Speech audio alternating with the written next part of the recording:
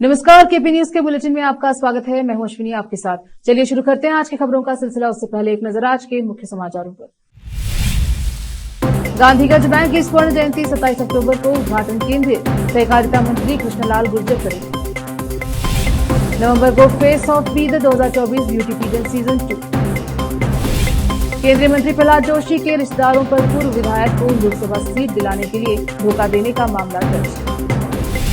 कर्नाटक के बेल्लारी में नागेंद्र का भव्य स्वागत। हम नहीं चाहते शिंदे फडणवीस की सरकार बने, असदुद्दीन ओवैसी बोले हमने नाना पटोले और शरद पवार को लिखा खत। दिल्ली में कई जगहों पर AQI पहुंचा 300 के पार, गोपाल राय बोले हमने 13 हॉटस्पॉट की पहचान की, कहा है यूपी सरकार के पर्यावरण मंत्री।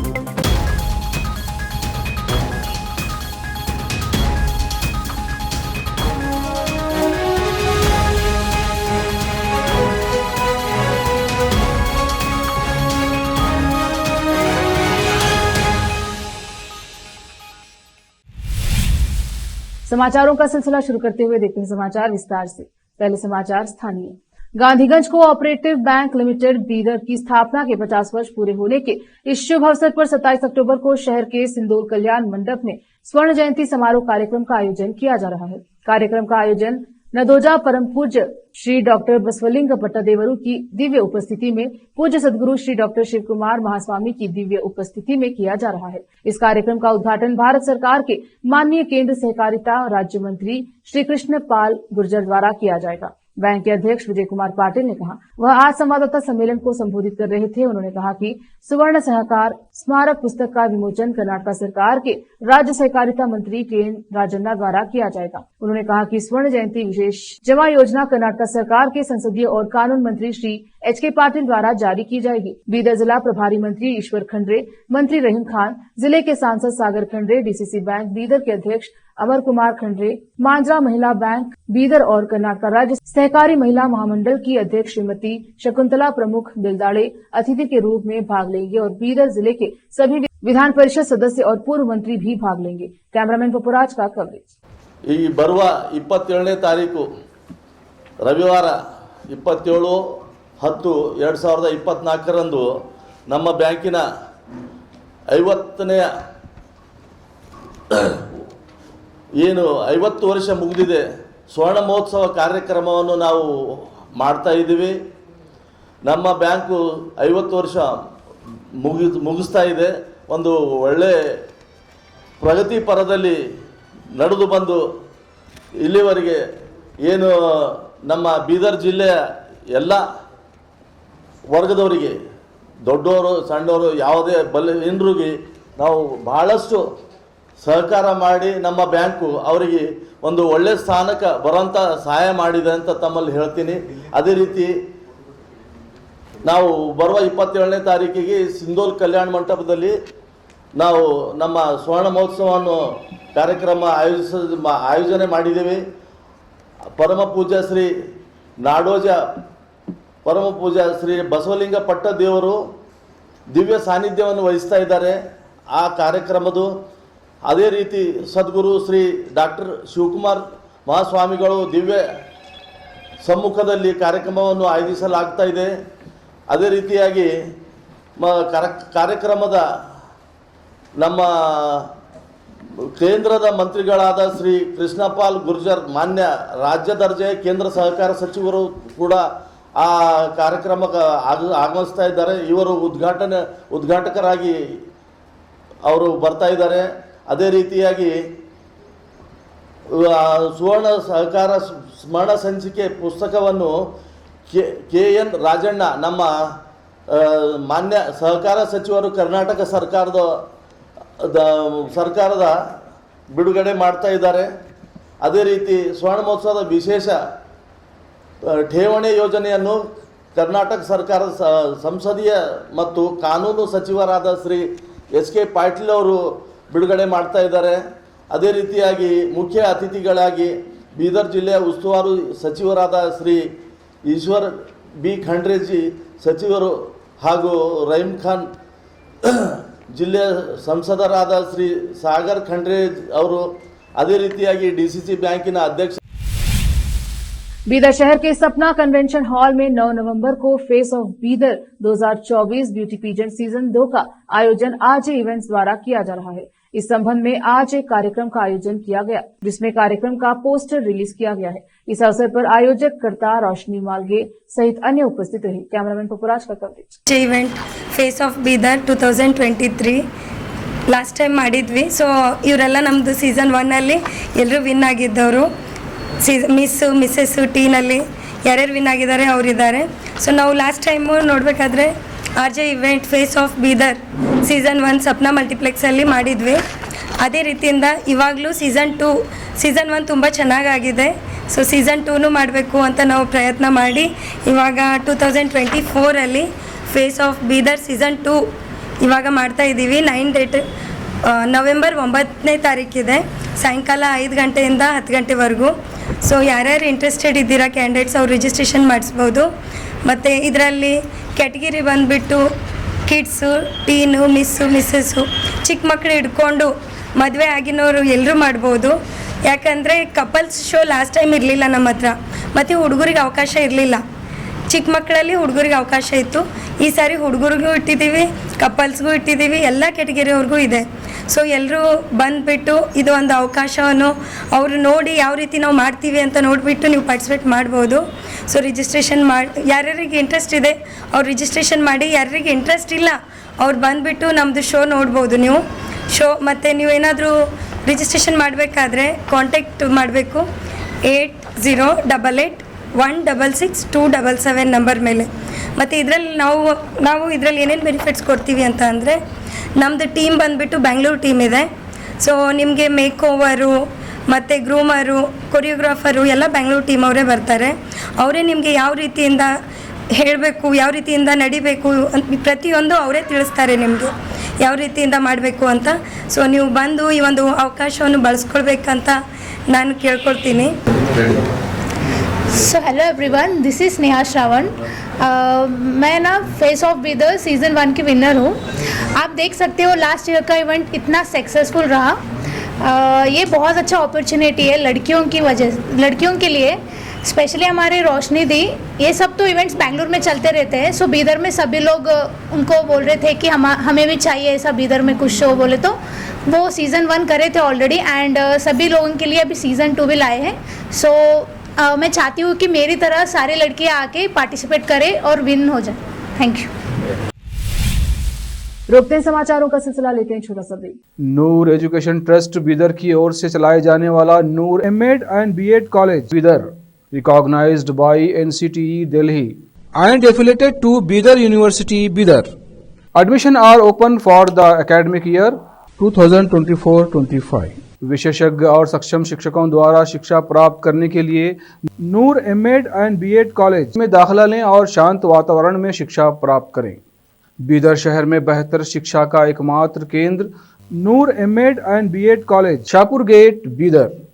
Phone numbers 9945283920, 8482221297. हिंदुस्तान के हर कोने में हम हैं मौजूद. 24 घंटे हालात पर गहरी नजर, खबरों से जुड़े चुपते सवालात और आपको दिखाता है धार्मिक, सामाजिक, राजनीतिक, लोकल और इंटरनेशनल न्यूज की सबसे बेहतर कवरेज, जो आपको रखती है हर पल बाखबर. देश और दुनिया भर की खबर के लिए देखते रहें KP News 24/7. ब्रेक के बाद स्वागत है आपका, देखते हैं समाचार देश के. बसवेश्वरनगर पुलिस ने केंद्रीय मंत्री प्रहलाद जोशी के भाई, बहन और भतीजे के खिलाफ 2024 के लोकसभा चुनाव में भाजपा का टिकट दिलाने का वादा करके एक पूर्व विधायक से 2.5 करोड़ रुपए से अधिक की धोखाधड़ी करने के आरोपों में प्राथमिकी दर्ज की है. नागथान विधानसभा क्षेत्र के पूर्व JDS विधायक देवानंद फूल चौहान की पत्नी सुमिता चौहान ने केंद्रीय मंत्री की बहन विजय लक्ष्मी जोशी, उनके भाई गोपाल जोशी और उनके बेटे अजय जोशी के खिलाफ धोखाधड़ी का मामला दर्ज करवाया है. पुलिस के अनुसार पीड़िता के करीबी परिचित शेखर नायक ने उन्हें लोकसभा सीट दिलाने का वादा कर गोपाल जोशी से मिलवाया था। नायक उन्हें इस साल मार्च में हुगली में गोपाल जोशी के आवास पर ले गया और फिर प्रहलाद जोशी के कार्यालय में ले गया, जहां गोपाल जोशी ने कथित तौर पर उनसे सीट के लिए 5 करोड़ रुपए तैयार रखने को कहा, क्योंकि उनके भाई प्रहलाद बहुत प्रभावशाली थे और प्रधानमंत्री नरेंद्र मोदी और केंद्रीय गृह मंत्री अमित शाह उनकी बात सुनते थे। जब उन्होंने पैसे का इंतजाम करने में अपनी असमर्थता जताई तो गोपाल ने उनसे आग्रह किया कि वे इस अवसर को न गंवाएं और इस बीच 25 लाख रुपए का इंतजाम कर ले। शिकायतकर्ता ने बताया कि पैसे मिलने के बाद वे गोपाल जोशी के निर्देश अनुसार पैसे देने के लिए बसवेश्वर नगर में विजयलक्ष्मी जोशी के घर गए। शिकायतकर्ता ने बताया कि उन्होंने गोपाल जोशी को 5 करोड़ रुपए का चेक भी दिया है। सुनीता के बयान के आधार पर बसवेश्वर नगर पुलिस ने आपराधिक साजिश और आपराधिक विश्वासघात से संबंधित धाराओं के साथ साथ SC/ST अत्याचार निवारण अधिनियम के प्रावधानों के तहत मामला दर्ज किया है। जांच जारी है। एसटी निगम घोटाले मामले में जमानत मिलने के बाद बल्लारी ग्रामीण विधायक बी नागेंद्र का गुरुवार को वाल्मीकि जयंती के अवसर पर बल्लारी शहर में प्रवेश करने पर उनके समर्थकों और कांग्रेस कार्यकर्ताओं ने भव्य स्वागत किया। हालांकि पूर्व मंत्री और विधायक दलीप जनार्दन रेड्डी ने नागेंद्र को भाजपा के खिलाफ निराधार आरोप लगाने से आगाह किया। मीडिया से बात करते हुए नागेंद्र ने आरोप लगाया कि पिछले 10 सालों से बीजेपी, ईडी और सीबीआई जैसी केंद्रीय एजेंसियों का दुरुपयोग करके उन राज्यों की बहुमत वाली सरकारों को गिरा रही है, खासकर जहां कांग्रेस सत्ता में है। उन्होंने दावा किया, मैंने बताया है कि ईडी ने मुझ पर एसटी कल्याण बोर्ड मामले में सीएम सिद्धरामैया और डीसीएम डीके शिव कुमार का नाम बताने के लिए दबाव डाला था। बीजेपी की राजनीति ने मुझे जेल पहुंचा दिया है। उन्होंने दावा किया कि हाल ही में भाजपा विधायक जनार्दन रेड्डी को बल्लारी में रहने की अनुमति मिल गई है। उन्होंने कहा कि इस बार संधूर विधानसभा सीट भाजपा जीतेगी। हालांकि तीनों उपचुनाव में कांग्रेस जीतने की प्रबल दावेदार है। प्रवर्तन निदेशालय ईडी ने शुक्रवार को मैसूर शहरी विकास प्राधिकरण मूडा में कथित अनियमितताओं से जुड़ी धन शोधन जांच के सिलसिले में छापेमारी की। आधिकारिक सूत्रों ने पुष्टि की है कि यह मामला कर्नाटका के मुख्यमंत्री सिद्धरामैया, उनके परिवार के सदस्यों और अन्य व्यक्तियों से जुड़ा है। केंद्रीय अर्धसैनिक बलों के साथ 20 से अधिक ईडी अधिकारियों की एक टीम ने मैसूर में मूडा कार्यालय और अन्य स्थानों पर छापे मारा तथा मामले से संबंधित दस्तावेजों की जांच। यह जांच उन शिकायतों के बाद की गई है जिनमें मूडा में 5,000 करोड़ रुपए के घोटाले सहित बड़े पैमाने पर अनियमितताओं का आरोप लगाया गया है। सूत्रों ने बताया कि ईडी की यह कार्यवाही स्नेहमयी कृष्णा द्वारा दर्ज कराई गई शिकायत के बाद आई है, जिसमें उन्होंने मुख्यमंत्री सहित वरिष्ठ अधिकारियों पर अपने पद का दुरुपयोग करने का आरोप लगाया था। रोकते हैं समाचारों का सिलसिला, लेते हैं छोटा सा ब्रेक। हिंदुस्तान के हर कोने में हम हैं मौजूद। 24 घंटे हालात पर गहरी नजर, खबरों से जुड़े चुपते सवालात और आपको दिखाता है धार्मिक, सामाजिक, राजनीतिक, लोकल और इंटरनेशनल न्यूज की सबसे बेहतर कवरेज जो आपको रखती है हर पल बाखबर। देश और दुनिया भर की खबर के लिए देखते रहें केपी न्यूज 24/7। ब्रेक के बाद स्वागत है आपका। देखते हैं देश के अन्य समाचार। महाराष्ट्र में 20 नवंबर को विधानसभा चुनाव होने वाले हैं, वहीं 23 नवंबर को मतगणना की जाएगी। इस दिन पता चल जाएगा कि आखिर राज्य में किस पार्टी की सरकार बनने जा रही है। ऐसे में अब सभी पार्टियों ने सियासी समीकरण बिठाने शुरू कर दिए हैं। इसी बीच अब इंडी गठबंधन पर एआईएमआईएम के प्रमुख असदुद्दीन ओवैसी ने बयान दिया है। उन्होंने कहा कि महाराष्ट्र में हमारे पूर्व सांसद इम्तियाज जलील ने महाराष्ट्र कांग्रेस के प्रदेश अध्यक्ष नाना पटोले और एनसीपी शरद चंद्र पवार गुट के मुखिया शरद पवार को लिखा कि हम भी नहीं चाहते हैं कि महाराष्ट्र में शिंदे फडणवीस की सरकार बने। असदुद्दीन ओवैसी ने कहा है कि अब गेंद उनके पाले में है, अब उन्हें फैसला करना है। हम और क्या कर सकते हैं, हमारी वहां पहले से ही मजबूत राजनीति उपस्थित है। हमने मराठा आरक्षण कार्यकर्ता जरांगे पाटिल से भी बात की है। हम कोशिश कर रहे हैं, अब उन्हें फैसला करना है, लेकिन हम वैसे भी चुनाव लड़ने जा रहे हैं। कांग्रेस को हरियाणा चुनाव आसानी से जीतना चाहिए था, लेकिन वे नहीं जीत सकी। उन्हें आत्मनिरीक्षण करना होगा। फिर भी महाराष्ट्र में हमने कोशिश की, लेकिन अब गेंद उनके पाले में।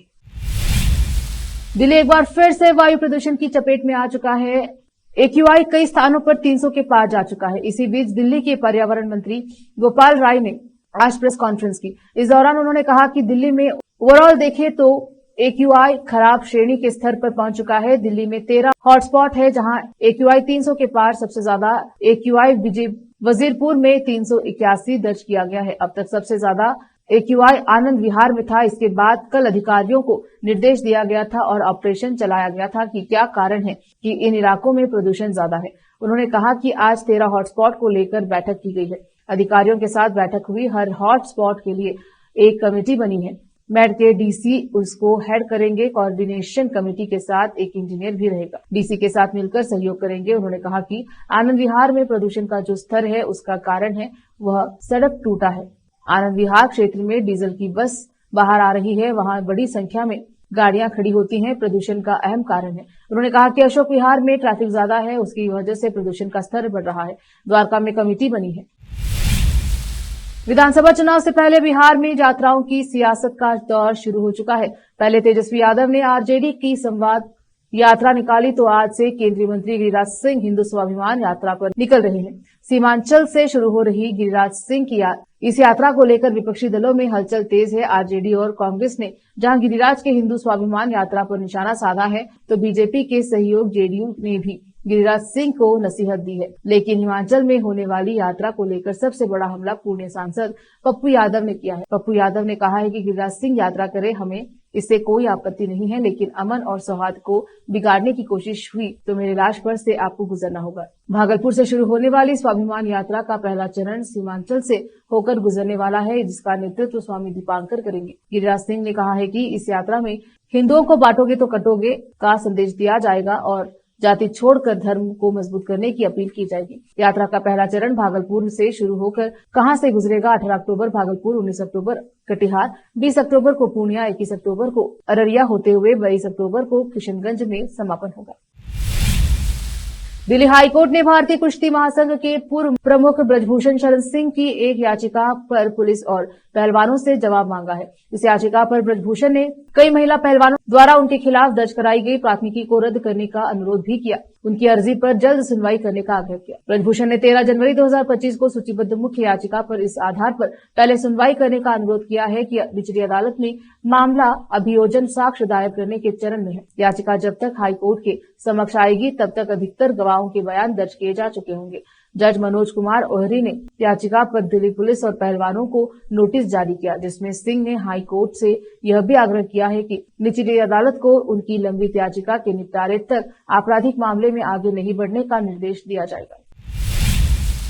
जम्मू कश्मीर में एक बार फिर से दूसरे राज्य के श्रमिक की हत्या कर दी गई है। केंद्र शासित प्रदेश के शोपियां जिले में शुक्रवार को एक प्रवासी मजदूर का गोलियों से छलनी शव बरामद किया गया। अधिकारियों ने जानकारी दी है कि जिस शख्स का शव बरामद हुआ है वह बिहार का रहने वाला है। माना जा रहा है कि मजदूर की मौत आतंकियों द्वारा टारगेट किलिंग के तौर पर की गई है। आपको बता दें कि इससे पहले भी जम्मू कश्मीर के विभिन्न जिलों में आतंकियों द्वारा टारगेट किलिंग करके कई प्रवासी श्रमिकों की हत्या की गई है। अधिकारियों ने जानकारी दी है कि दक्षिण कश्मीर के शोपियां जिले में जौनपुरा के वाची इलाके से बिहार के रहने वाले श्रमिक का शव बरामद किया गया है। श्रमिक की पहचान अशोक चौहान के रूप में हुई है। वह अनंतनाग के संगम इलाके में रहता था। अशोक चौहान के साथी ने कहा कि वह दोनों किराए के कमरे में सुबह 7 बजे एक साथ ही निकले थे और करीब 1 घंटे तक साथ रहे। तभी अशोक को एक फोन आया, जिसके बाद उसने अपने साथी को बताया कि वह कहीं जा रहा है।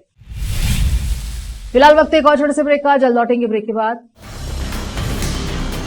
हिंदुस्तान के हर कोने में हम हैं मौजूद।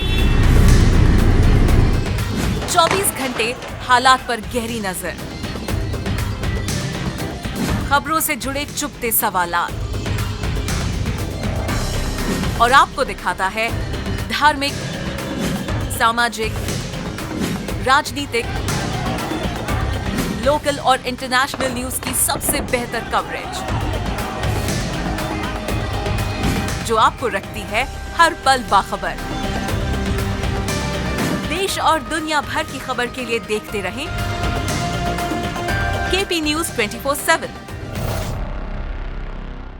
ब्रेक के बाद स्वागत है आपका। देखते हैं अंतर्राष्ट्रीय समाचार।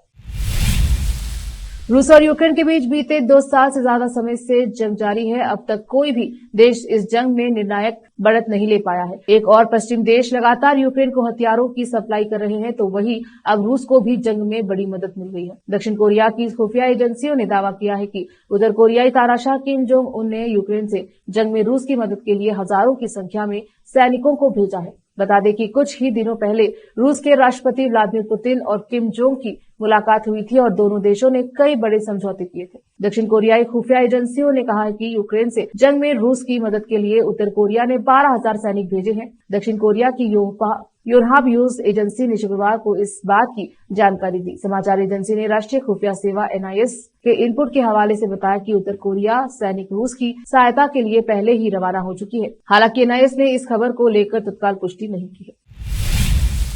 अमेरिका के पूर्व राष्ट्रपति डोनाल्ड ट्रंप ने रूस और यूक्रेन के बीच जारी युद्ध को लेकर बड़ा बयान दिया है। ट्रंप ने कहा है कि यूक्रेन के राष्ट्रपति वोलोदिमीर जेलेंस्की रूस के साथ युद्ध के लिए जिम्मेदार हैं। उन्होंने कहा कि जेलेंस्की न केवल युद्ध को समाप्त करने में विफल रहे हैं, बल्कि इसे शुरू करने में मदद करने के लिए भी दोषी हैं। राष्ट्रपति जेलेंस्की इसी साल सितंबर में अमेरिका के पूर्व राष्ट्रपति डोनाल्ड ट्रंप से मुलाकात भी कर चुके हैं। इस दौरान उन्होंने ट्रंप से कहा था कि पुतिन युद्ध नहीं जीत सकते। अमेरिका के पूर्व राष्ट्रपति डोनाल्ड ट्रंप ने मॉस्को के साथ शांति स्थापित करने में विफल रहने के लिए यूक्रेनी राष्ट्रपति जेलेंस्की की आलोचना भी की। उन्होंने सुझाव दिया कि यूक्रेन को शांति समझौते के लिए आगे आना चाहिए। खास बात यह है कि इससे पहले भी कई मौकों पर ट्रंप ने यूक्रेनी राष्ट्रपति को जंग के लिए जिम्मेदार ठहराया है। ट्रंप के बार बार जेलेंस्की के खिलाफ इस तरह के बयान से अंदाजा लगाया जा सकता है कि उनके राष्ट्रपति बनने के बाद यूक्रेन और अमेरिका के संबंधों में बदलाव देखने को मिल सकता है। ट्रंप इससे पहले यह भी कह चुके हैं कि वो रूस और यूक्रेन के बीच जंग को समाप्त करा सकते हैं। फिर से एक नजर आज की सुर्खियों पर। गांधीगंज बैंक की स्वर्ण जयंती 27 अक्टूबर को उद्घाटन केंद्रीय सहकारिता मंत्री कृष्णलाल गुर्जर करेंगे। नवंबर को face off Bidar 2024 beauty pigeon season 2। केंद्रीय मंत्री प्रहलाद जोशी के रिश्तेदारों पर पूर्व विधायक को लोकसभा सीट दिलाने के लिए धोखा देने का मामला दर्ज। कर्नाटक के बेल्लारी में नागेंद्र का भव्य स्वागत। हम नहीं चाहते शिंदे फडणवीस की सरकार बने। असदुद्दीन ओवैसी बोले, हमने नाना पटोले और शरद पवार को लिखा कर। दिल्ली में कई जगहों पर AQI पहुंचा 300 के पार। गोपाल राय बोले, हमने 13 हॉटस्पॉट की पहचान की, कहा है यूपी सरकार के पर्यावरण मंत्री।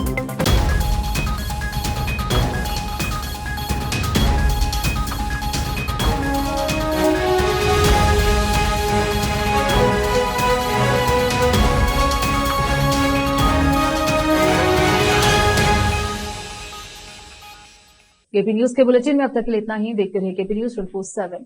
धन्यवाद।